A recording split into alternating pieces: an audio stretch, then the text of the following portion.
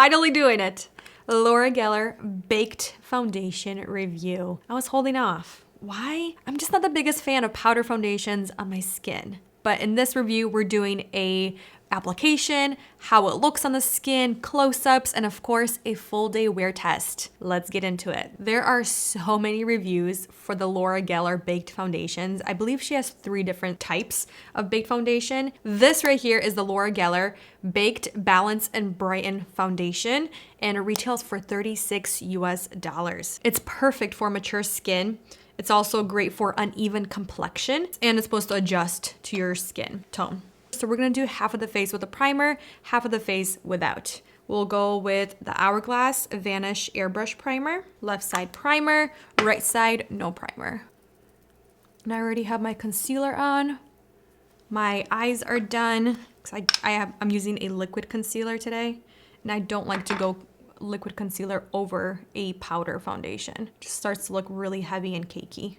So my skin type, I have combination skin. I prefer a liquid foundation. I find that it's the easiest, it's the fastest, it looks most skin-like, it has the best finish for my skin type, and it wears the best.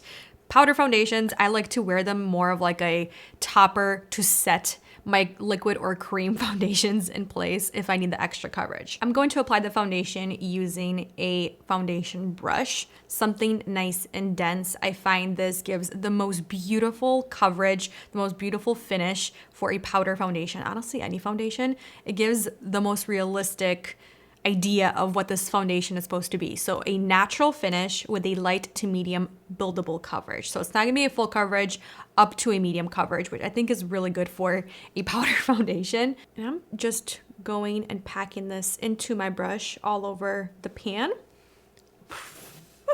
Oh, okay. I'm just gonna start to tap on my skin.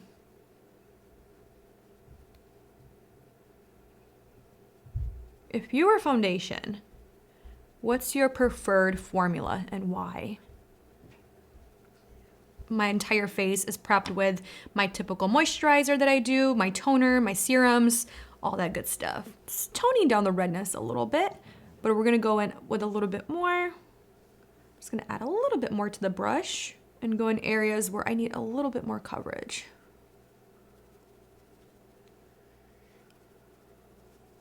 If I'm gonna compare this to a foundation, it's honestly more of like a tinted moisturizer or like a skin tint, you know? A powder skin tint version. We're gonna add a little bit more. Third time, going over my nose. It doesn't have a scent, but it smells powdery.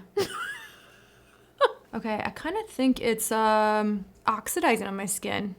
It's a little orange. We're gonna add right here, and right here I'm just going to gently buff into my neck. I just want to match everything into my ear.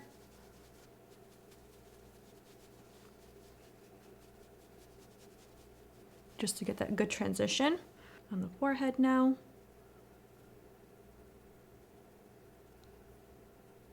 Make sure to bring this up into my concealer just to soften the transition. But there we go. I'm pretty happy with that coverage. I don't want to go any more just because it's not really building up more. But I think that's good. Everything looks soft.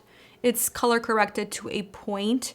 It looks natural enough on the skin, but it's looking like my skin because there's not a lot of pigment. There's not a lot of coverage on my skin. Let's go on this other side. This foundation is taking me a little bit longer to build up the coverage just because I'm going a little slower to see where I need the extra coverage. Now let's go with on the primer side and see if it's gonna look better or worse.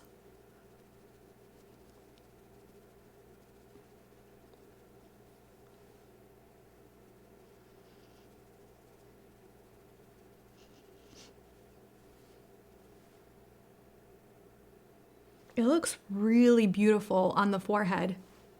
It's not exaggerating any fine lines. Wow. And around the nose. The nose looks so smooth and flawless. Wow.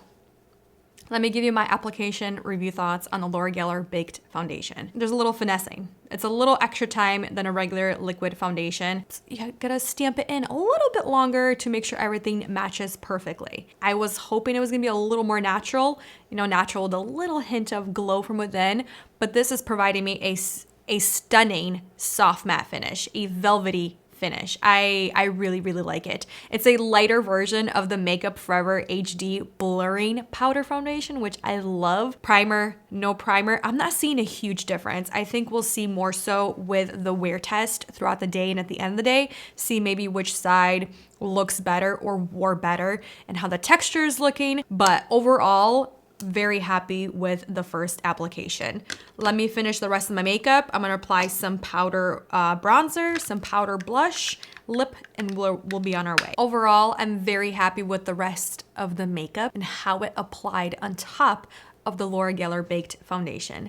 Now let's go on to the rest of our review, the wear test. I'll see you guys in a little bit. We are 5-ish hours into this wear test. Laura Geller Baked Foundation, and this is what we're looking like. I actually see a difference from primer to no primer, even on the forehead side. Without the primer on the forehead, it's very glowy, and it feels a little oily. On the primer side, it's glowy, but it's not that glowy, and it doesn't feel as oily as the non-primer side. So looking up close, I'm still a little more blurred. The texture is not as exaggerated on the primer side.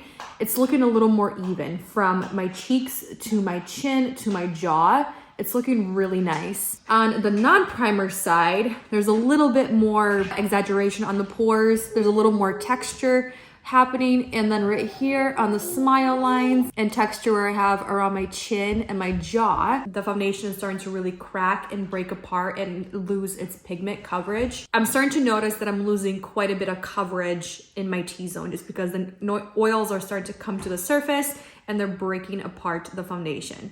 It's looking much better and wearing better on the primer side versus no primer. So I'll keep you guys updated at the very end of the night. 10 hours later, and this is the end of our review for Laura Geller Baked Powder Foundation. I think we still look pretty good. The forehead, it's even now after 10 hours. I'm not seeing a difference. Primer, no primer. The oils have broken apart the foundation to a point where you can't really even see the foundation anymore. But what I'm pretty impressed with is how even and nice the skin looks. I'm not looking extremely dry. I'm not looking oily. Yes, my pores are exaggerated. It's looking better on the primer side. So if you need that longevity and if you have oily combo skin or really oily skin, I would recommend or suggest a long wearing primer or a pore diffusing primer, oil controlling primer. And if you are more on the dry side, definitely a hydrating gripping primer to help extend longevity of the Laura Geller Baked Powder Foundation. Overall, I think this foundation is good. It's not the most long-wearing foundation, especially without the primer. The pigment, the coverage, I would say it's more of a sheer to light coverage, not a light to medium. Even building up as much as I did, I had to stop at a point because the foundation kept going on top of itself and just did not want to blend in nicely, and it did not add the coverage that it was claiming to have. So in my opinion, from my experience, it's a sheer to light, which is totally fine. But I think if you're looking for coverage, this foundation is not for you, or spot conceal areas where you do need that extra coverage.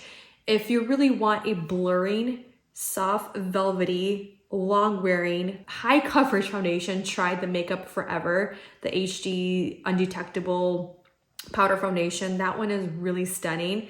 And I also really like using that powder foundation for touch-ups throughout the day. If I'm wearing like a liquid foundation or a tinted moisturizer, it just layers so incredibly beautiful all day long. It's just a beautiful foundation.